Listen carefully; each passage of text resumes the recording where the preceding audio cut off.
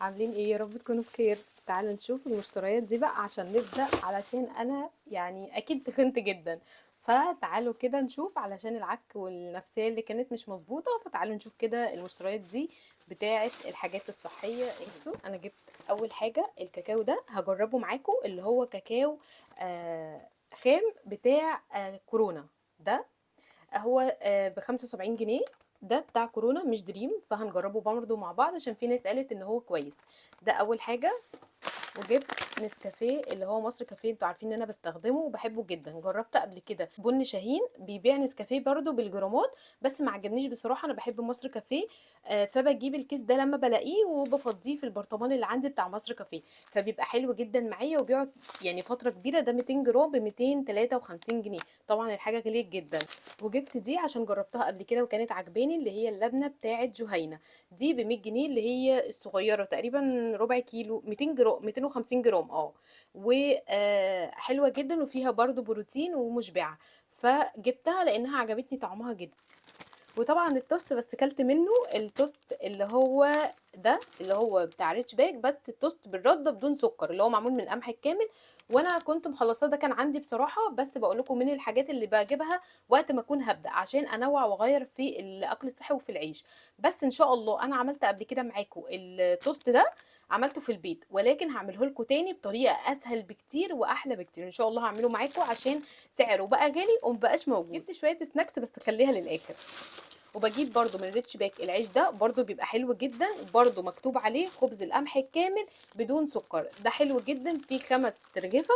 الرغيف بيبقى فيه 176 سعر حراري، فالرغيف حلو جدا ان احنا ناخده كوجبة يعني فطار او مع الغدا. فحلو قوي 176 للرغيف الواحد ومن غير سكر. بيبقى فيه 5 ب30 جنيه. وطبعا الرايس كيك ده انا بحبه جدا ومش بلاقيه في اي سوبر ماركت. النوع ده حلو وسعره حلو جدا بالنسبه لي. هو دلوقتي كان ب25 بقى ب27. بس هو اسمه براون رايس كيك ده، اللي هو بال الرز البني، وفي بالرز الابيض برضو بجيبه لما بلاقيه. بصراحه إيه اللي بلاقيه بجيبه. فده شكله اهو، ده اللي انا كنت بستخدمه، اللي انتوا كنتوا عايزين شكل العبوه. عايزه اقول لكم ان بيبقى مكتوب عليه الخمسه منه بمقام واحده توست بني، فحلو جدا. طب ايه بصراحه بجيب كميه منه عشان مش بلاقيه على طول، ما بلاقيهوش غير في هايبر بس. هو فيه 16 قطعه، القطعه فيها 24 كالوري، فحلو جدا جدا ان احنا ناخده. لو لقيتوا البراون ده اللي هو اللي بالرز البني بيبقى احلى لان بيبقى سعراته اقل. انا جبت منه وجبت بس واحد من اللي بيبقى فيه الحبوب.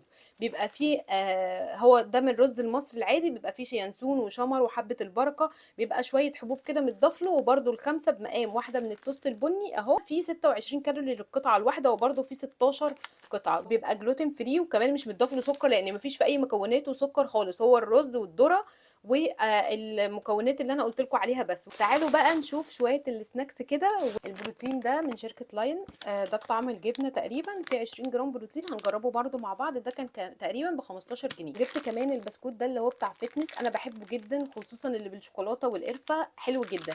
لقيت منه طعم جديد بقى بطعم العسل برده حلو. بس يا جماعه ده ما ناكلوش كتير، يعني مره في الاسبوع، ولو قسمتوه هيبقى حلو جدا عشان برده فيه داخله سكر.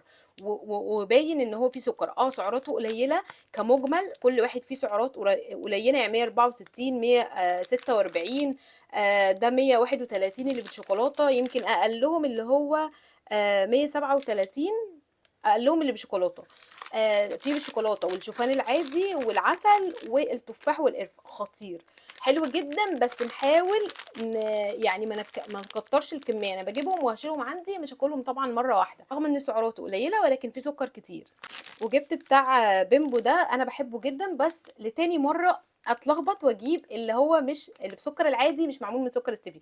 طبعا اللي معمول من سكر ستيفيا سعراته اقل ومش هيرفع سكر الدم، وهيبقى طعمه حلو جدا برضو. انا جبته قبل كده كذا مره، بس انا بحب الطعم ده. انا ده ما اتلخبطتش فيه، انا ده اللي اتلخبطت فيه برضو، لانه نفس اللون. يا ريت يغيروا الشركه تغير اللون اللي هو العادي عن اللي بالسكر ستيفيا، فيا ريت تغيروا اللون خصوصا في ده يا جماعه عشان بنتلخبط.